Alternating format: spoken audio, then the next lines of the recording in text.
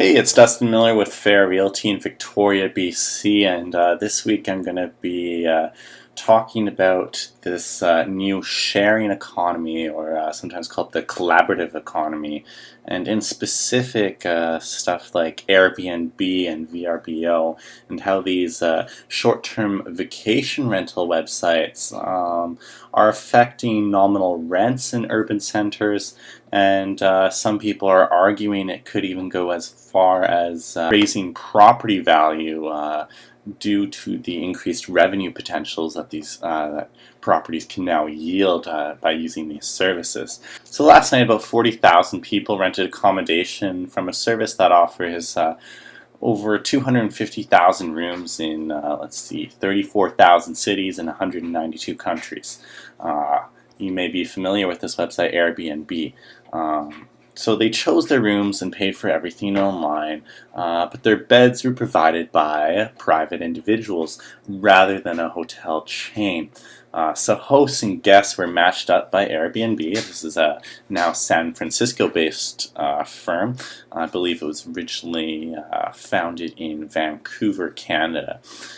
So since its launch in 2008, more than 4 million people have used this site, and about 2.5 million of them in 2012 alone.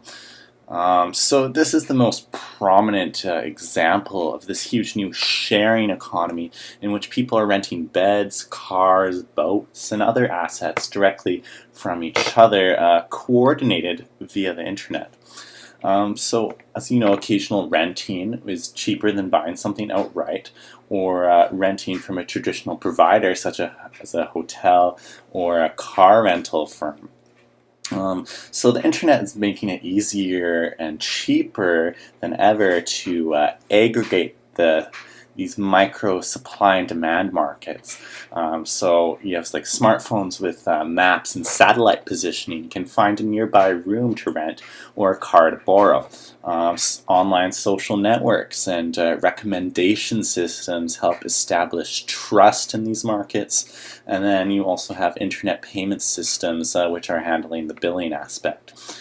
So all of this comes together and allows millions of total strangers to rent things to each other. This results known as the collaborative consumption or the asset-light lifestyle. Other terms I've heard: collaborative economy, the peer economy, access economy, and what I'm going to call the sharing economy. So we have this utopian vision of regular people helping each other out and making a little money along the way. And I would say this is pretty much a cornerstone of Airbnb's PR strategy. So that's a bit more contentious claim than it might seem. Recently, there's been shown that there's plenty of profits to be made in the short-term rental world, and big profits tend to produce both winners and losers. So Airbnb's top 40 hosts in New York City have grossed more than $35 million combined. So it didn't take long for the original hosts of the so-called sharing economy to find themselves competing with enterprising property owners. So there's these entrepreneurs out there who see that there's a huge difference between the cost of a hotel room and what you can get on Airbnb, and they're going to take advantage of that in what we call arbitrage opportunities. So you see there's this dramatic difference in the price now of hotel rooms and the same commodity that's normally available. It just exists in two separate markets. But now people have the means to exploit that difference through websites like Airbnb or VRBO or other means. So it's easy to see why landlords would be tempted. They stand to make much more renting apartments to short-term guests at higher rates than they would if they signed up tenants for a year-long lease. So in many cities, laws protect tenants somewhat, but property owners are finding pretty creative workarounds. In San Francisco, for example, a man is suing his landlord for unjust eviction, claiming that he was kicked out of the rent-controlled apartment where he'd lived for nearly a decade, allegedly, so his landlord could list it on Airbnb. So I wouldn't be surprised if this is happening elsewhere in places like Vancouver, more close to home. So you have this dwindling stock of rental-controlled units in San Francisco and New York, and these precious few housing units going to visiting tourists rather than permanent residents is certainly adding to the housing crisis in those cities. So this is an issue that is sparking the interest of policymakers.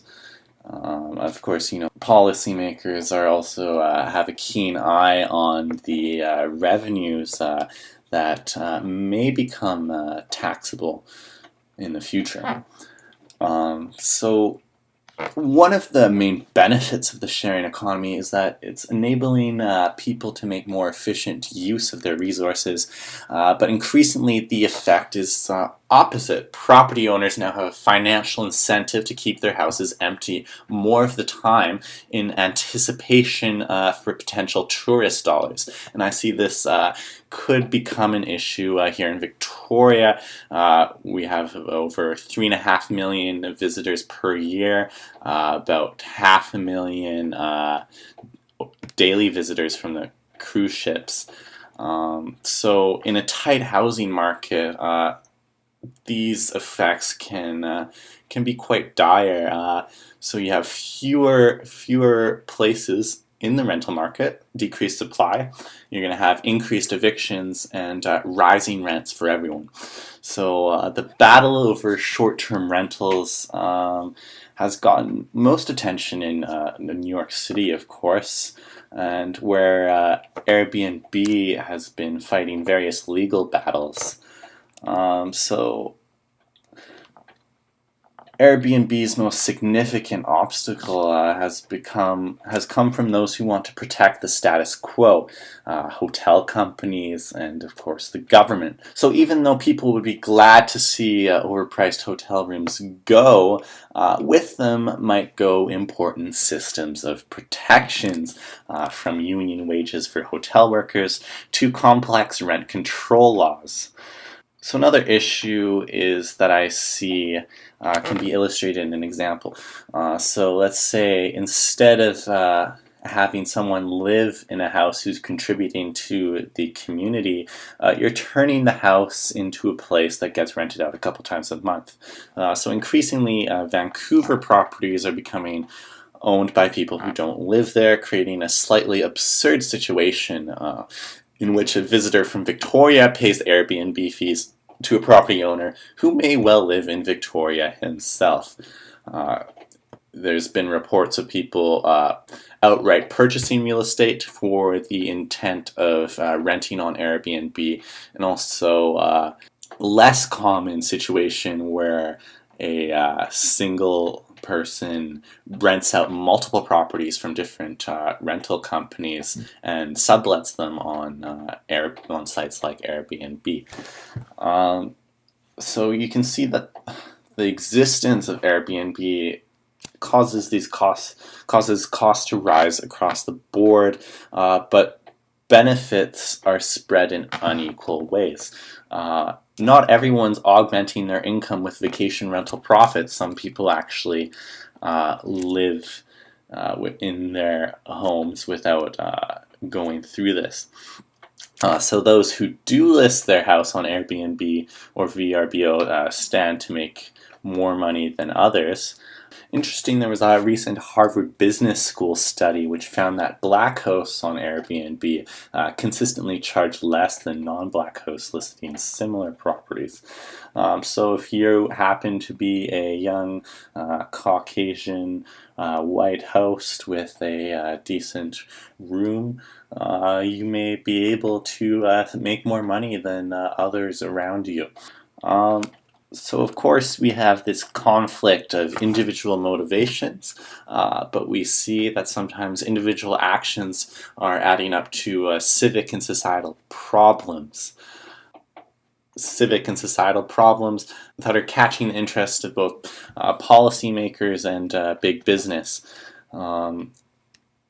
So I expect to see more conversation about the effects of these peer-to-peer sharing sites, and in particular their effects on local housing supply, rental rates, property prices, and even accelerating gentrification in certain areas.